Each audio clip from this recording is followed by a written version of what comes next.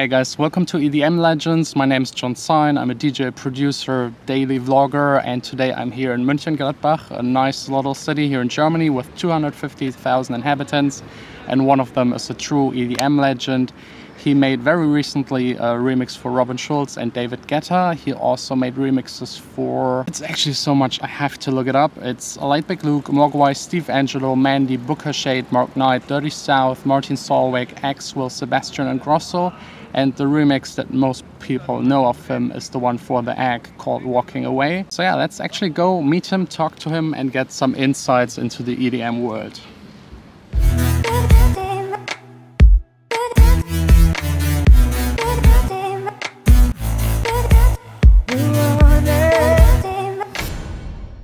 Tocadisco, a very good DJ and producer, one that is still doing his stuff on his own, no ghost producer. Never. We just talked a little bit off camera and we both agree that we don't like the ghost producer thing. Well, the problem is that if somebody has no talent, then he needs somebody that produces for him. So, and there's a lot of people that don't have talent at the moment. I know, and it's getting more and more, I have the feeling. I think the lineups should be like DJs and artists. It should be different. I actually made a video about the top 100 DJ Mag thing, and we all know it's weird because it's a pool deciding who gets first. It's not about talent and skill. Yeah. So I actually wanted to do a top 100 list of ghost producers and list them, and I think that would actually be the fair way to do it. That would be funny. Did you ever ghost produce for anyone? No. No, never? Ghost producing, you mean I made a track and gave it to somebody else and nobody knew that I was... Yes. No. You never did that? No, I produced a lot of stuff together with other people, but not... Yes, okay, like co-producing or like real collaborations? Yeah, collaboration. Because music most of the time not. I did most of the time not, yeah. Like 99% from stuff that I did the music, and a couple of times there was an idea, like a basic synth or bass line or whatever, and then I used that bass line and built another beat around it. Okay, so kind of sharing parts with each other. And I started the intro of the video with you being like the master of remixes. You did quite a lot of remixes. A little of, yeah. How do you decide to do a remix for someone? Because I'm assuming you get a lot of requests. Is it the song? Yes, the thing is that I try to bring it to another level most of the time to the dance floor. That's like, you know, what so you do club mixes. Yeah, what a DJ should do. There are some remixes that I'm not doing because the tracks is shit or the people are not don't want to pay anything. Okay. But there were also a lot of, not a lot, but a couple of tracks in itself were so good that I didn't have any idea where it should go, you know what I mean? Okay, so basically you listen to the original, if it inspires you and you think you can make something. Yes, or just take little bits and pieces and make your own stuff out of it, you know? Because I remember like one of the first remixes of you that I have in mind, I don't know if it was like an edit, the Milo thing in My Arms, is this correct? Yeah, it was a remix, not an edit. It was a remix, Zwischen den Stühlen. Yeah. That was actually one of my first house records back in the days that I bought. Yeah, I still have it in my vinyl collection. You also made, what was it, for The Egg? The remix, which blew up quite a lot. Was it like the first one that got really big, or? Well, the Milo remix was like the first step in the right direction. Was actually more like in the club scene. Yeah, like club hit. Yeah, but back then everything was club. Like it's not today. Everything is like, oh yeah, you don't have a chart hit. But before there was like, in the last 20-40 years, maybe 20 charts songs that were based on house music, like Mojo, Daft Punk, this kind of people. But this was not normal that like Steve Aoki or Diplo or Skrillex producing Justin Timberlake, pop songs, or Justin Bieber. So everything was based on club, and this was the first thing that was really big in club. And the Egg remix was actually a funny thing because, do you know the original? Yes. Yeah, the original is like a very down-tempo, slow track. Very different. Yes. So Rainer from Great Stuff Records, he sent me the track and said, hey, can you make a remix for that? And I was like, oh yeah, but I need to change a lot and be like, you know, get really into the material. And then he was like, yeah, do whatever you want. So I did that. And then all of a sudden he called me like every second week. He called me like, hey, Carl Cox is playing your track. Hey, Oakenfold is playing your track. And I'm like, oh, cool. And then I did a tour in Australia, Future Music Festival, with David Guetta and the Swedish House Mafia, this kind of guys. And then driving in a tour bus with David, and David was like, "Hey, I love your remix." And I was like, "Yeah, cool. I did a edit of it," and I was like, "Oh, cool." And he put his vocal on there, and I was like, "All right, nice." Yeah. It was the one with Chris Willis? Yes. What was the name again? Love Don't Let Me Go. Love Don't Let Me Go, exactly. And afterwards was advertising from Citroën that used the I remember track. with the robot ice skating. Exactly. So there was a lot of cool things coming out of this track. It actually kind of got everything rolling for you. Yeah, and nothing from the remix is actually, or there are some parts from the original version, but like 90% of people that know the remix don't know the original version. The original is completely different. Yes, and I've never heard anything else anymore from the egg also. That were super polite and didn't want to give me any extra money when they got into the charts and stuff like that. Yeah, because that's like one of the downsides. If you do a remix, usually you get paid up front, a fee for doing the remix, and if the track blows up, that's it. Yeah. You don't get a percentage. You don't get anything more. So have you learned from this? Next time you will do a percentage deal, or is it hard to get?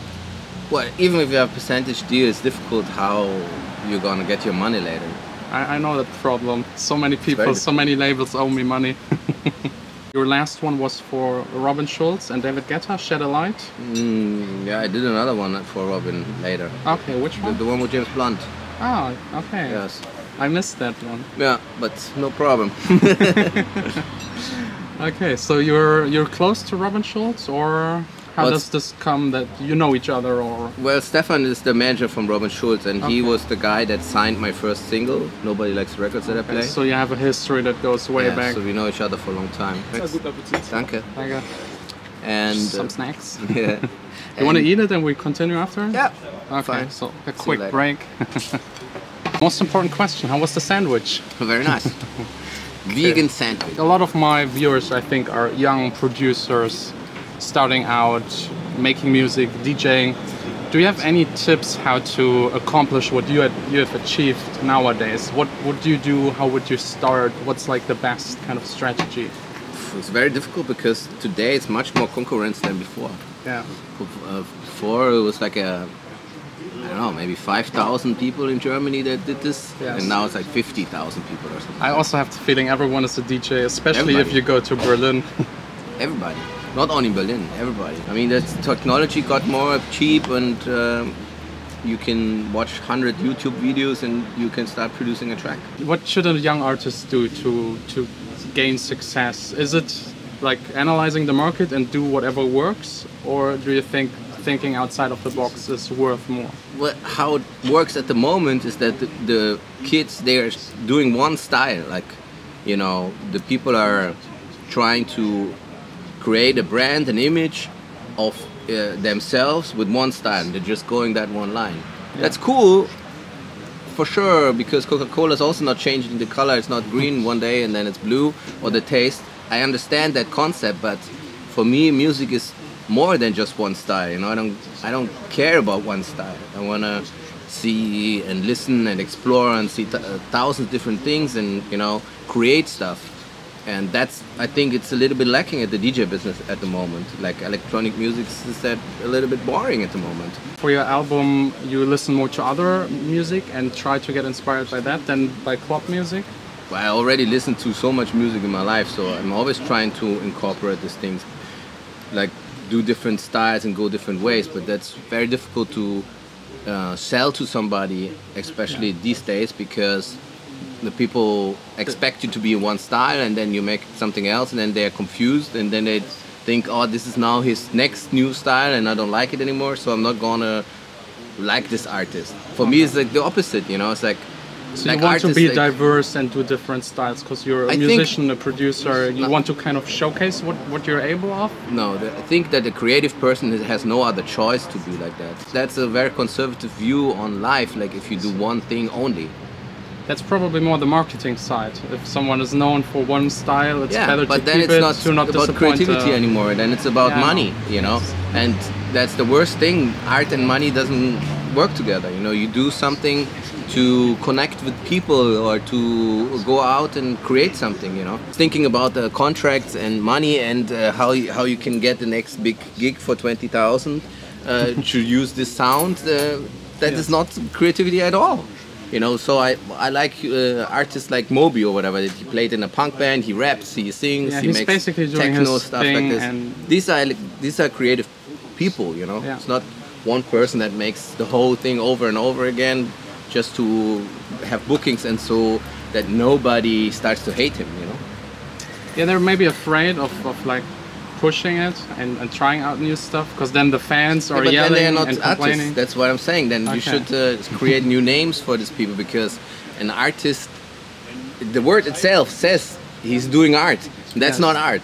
That's business. So maybe there should be business DJs. I think that's one thing I like about Eric Prydz, that he has like Cyrus D and Prida, where he can just do other things and be creative. But you always did that with your one name, like always with Tocadisco, or in the beginning I also used other names, but I don't give a fuck. I don't care. I do whatever I want. I'm not there to please the people. I'm doing this to please me. You know, I'm not there to entertain somebody that has a small view on life and just goes focusing on one thing. That's not. I don't live his life. He can do whatever he wants, but I do whatever I want. You know. So if it doesn't fit in a marketing plan, then whatever. Do you think it might hurt you as an artist or as your career, or do you really not care about it? No, obviously it's easier to have a brand. Coca-Cola has a brand, has a bottle, has a taste, has a color. And they're doing the same thing. That's why they're successful. But that's a very uncreative way of doing things. So you choose being creative and pushing the boundaries over making money, or... Exactly. I mean, everybody needs money, but this is much more interesting for me. And in the end of my life, what do I want to say to myself? Like, oh yeah, you made the same thing over and over and you got rich, super. Because some people just open up the last project, change a couple of the MIDI parts, and have everybody can do whatever they want. I'm just talking about myself, you know. I know you lived in Brazil for what, 6 years? 4 years. Mm-hmm. Did that influence your music? Is there a shift, a change because of moving there and getting influenced, or? Well, it's funny because before I got to know my wife, I got to know her 10 years ago. I already started to play like Brazilian music. I was nothing to do with EDM, or I didn't even want to be a DJ. It just came along because it's easier to perform along. If you have a band, you need to pay for everybody's hotel rooms and travels, and everybody wants to make money, and then you need to find people that also want to work professionally as musicians. It's all very difficult. You need like 3-4 persons that stay with you. Exactly, and as a DJ you need a room with the computer, you make your music and you travel alone. It's perfect. Do you have a background in band, playing instruments? Yes, I started playing drums when I was 10 years old and played always in bands. Yes. And then this problem occurred, that people didn't want to do music professionally, and I always wanted to do music professionally. So then came along, you know, I bought my first sampler and a drum machine and stuff like that, and you could do music with that, you know, just sitting in a bedroom. So that was like in the middle of the 90s, so a lot of things changed and then, but still you can do it as one person, you know. I think a lot of people have that background from your DJ generation. They started making it because it was maybe just one of their options and they had fun making it. And nowadays probably more people start doing that because they want to be like their idol and just make money or get rich or famous or whatever. The problem is why somebody wants to be a DJ. That's the question, you know. Does it have to do with music or money or fame, or why do you want to be a DJ? That's probably the first question someone should ask himself when he starts that. Yes, I don't care. I don't want to be a DJ. That's not my first profession. Yeah. I'm a musician. I'm an artist. I want to create something that was not there before, you know. Because a lot of people think they buy a computer, download Logic or Ableton, the correct version, and start, and then one day they will make it. But they forget about all of the steps in between and how hard it actually is to make it. You have to educate yourself, like with every other job, you know. You have to listen to other kinds of music, you have to listen to the musical genre that you like, and learn about the past, learn about the producers and artists that were before you, and what they use and how they produced it and stuff like that, you know. So how long did it actually take you to learn to produce until you got your first track that was officially released? I think it was pretty fast because I built, like my first setup was like an old Akai sampler that had maybe like 32 megabytes of sample capacity. So there was not a lot of options. Exactly. And like MC303 from Roland. Was like, it's like a drum machine with a sequencer inside, and the sequencer triggered the samples, and that's it, you know. So I made the first remix with that, and I played it to, that was actually a guy from England, from Acid Jazz Records. I played it to him because I picked him up from the airport, and then he was like, oh, this is cool, I want to release this, and I was like, okay, great. Nowadays you have to send out demos to labels, hundreds of labels to maybe get something. You did an interview with Philip from Maybe, Get Physical, and he said it, which is true. Nobody listens to the demos. I do, but my label's very small. I don't get as much stuff as they get. But they're releasing friends and people that friends of the friends brought them. That's basically how it always worked. Like Also, my first release on their Kindisch sub-label was a friend of mine in Berlin that knew someone, and then it got released, which was like my first step. That's great. The thing is, like, I did a whole day of educating people how to work in the DJ business and dance business, you know, like a seminar. And there's a lot of things that you should not do. Like, you should not send an email and start with, "Hey bro, this is my new song. Let's see." I get a lot of things. SoundCloud link. You know, first of all, you need to find out who's the guy in charge, who is at all the person that listens to the music, if at all, for the label.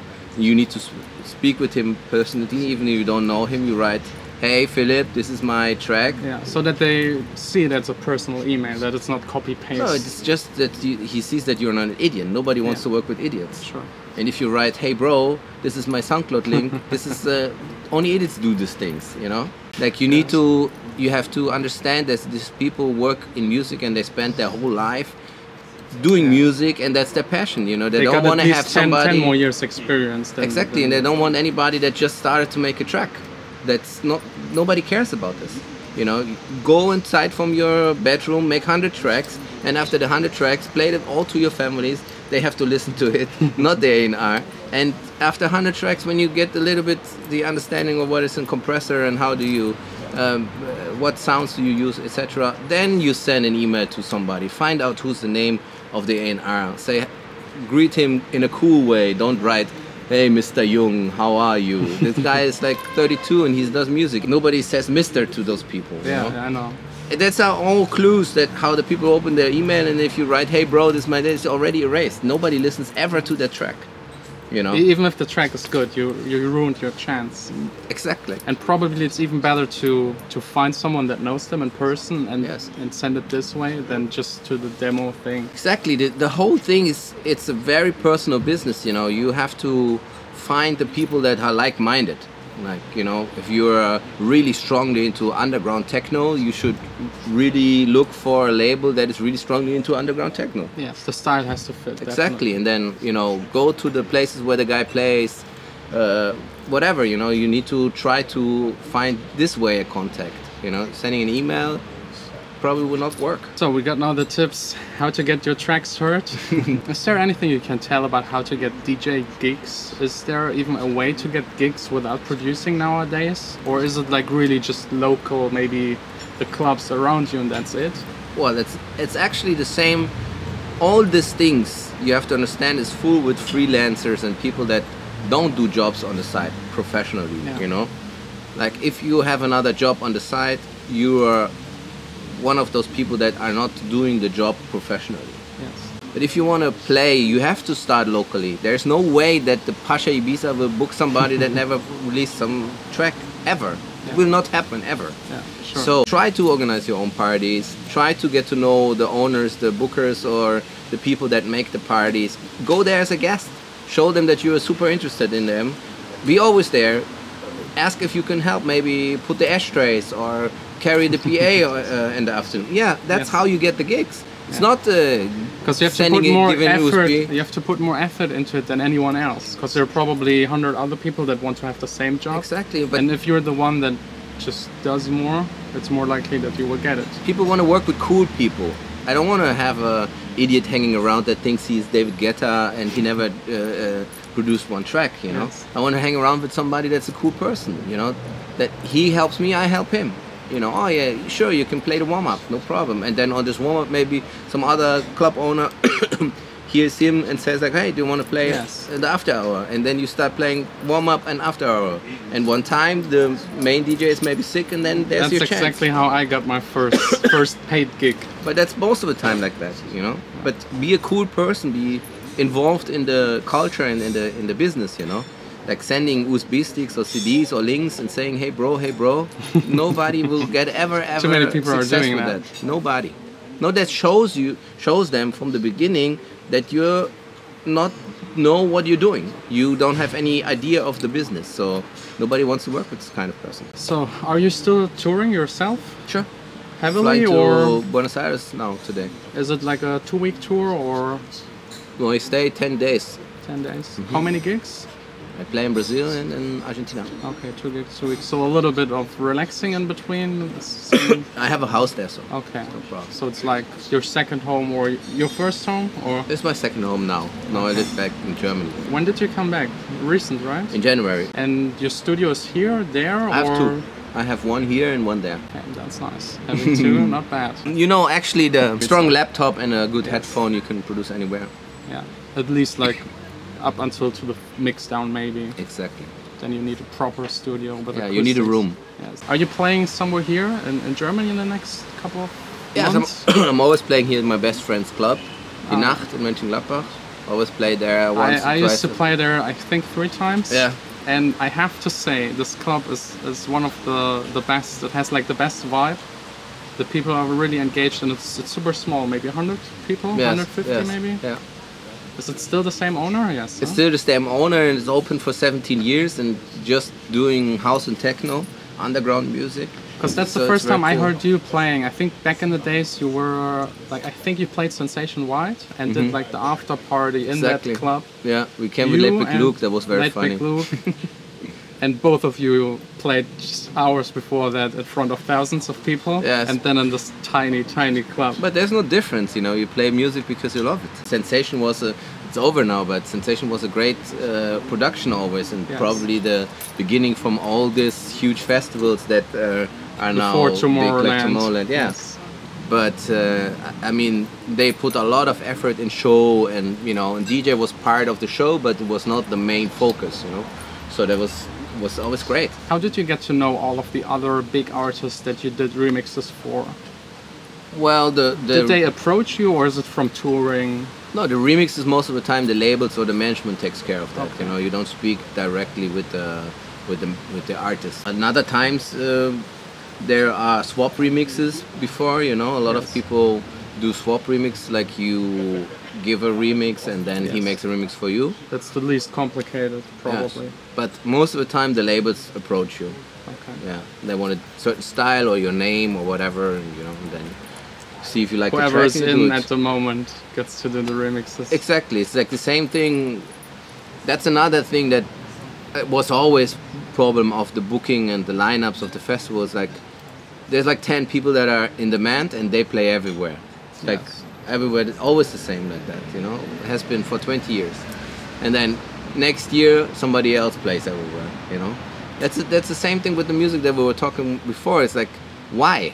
Why can you not make a festival where there's one stage and on the stage plays a dubstep guy, a bass trap guy, a house DJ and a techno DJ on the same lineup? You know what I mean? It's always thinking in boxes. Yes, it's very boring. And this is probably the reason why the whole bubble will explode, and then in the end everybody will say again dance is dead, like in the end of the 90s, you know. Nobody was thinking that dance music will ever be commercially successful like it is today. Yeah, it's blown up. You know, Like, especially in the US. Since the US is part of EDM culture, yeah. it got really huge. Now in Vegas, instead of having like a magician show, it's EDM. It's huge, and they probably get paid 4 times more than in Ibiza. I mean, Tiesto's not playing anywhere else, so you for sure He's can probably living there, for sure can counting the money. Exactly. Did you ever play there in Vegas, or? No. I had a deal with an American booking agency that actually just stopped like 1 year or 2 years before the EDM thing started in Okay. America. So because you need an agency that gives you a contract to get the working visa. Oh, okay. So if you don't have an agency, you No don't visa. get an O1 or 2 visa, and then you can't play there. Are you going to be at the ADE event in Amsterdam? Yes. So we might see us again. Okay, cool. Are you playing there or just Yes, going I there? play a couple gigs, meet people and see the faces from the emails. Yeah, sure. And, you know, it's stuff like the that. best place to connect actually in Europe. Yes, I think the WMC in Miami is more party than business. A lot of people say this, but if I meet somebody in the beginning of a party, I talk with him the same way that I would talk with him in Amsterdam. Only the difference is that Amsterdam is fucking freezing cold and it's raining, and in Miami everybody wears bikinis. Yeah. And it's just a question what you like more, you know. We know the answer to the question. I think that's pretty much it. Awesome. Thanks a lot for this nice, awesome interview. Welcome. And yeah, I think we will see us in Amsterdam. Maybe having a nice beer there. Nice. And a lot of luck and success. Thank you very much. And have fun touring in Brazil. Thank you. When is your flight going? At 10. 10, okay. You've got a couple more hours to enjoy the German sun. Yes. Press the button there. Yes, like Do and it subscribe. now. And yeah, He needs to eat. I need to eat and sleep. And drink. Drinking, don't worry about the drinking. Okay. Sleeping is my problem. I sleep way too much. Ciao. Bye.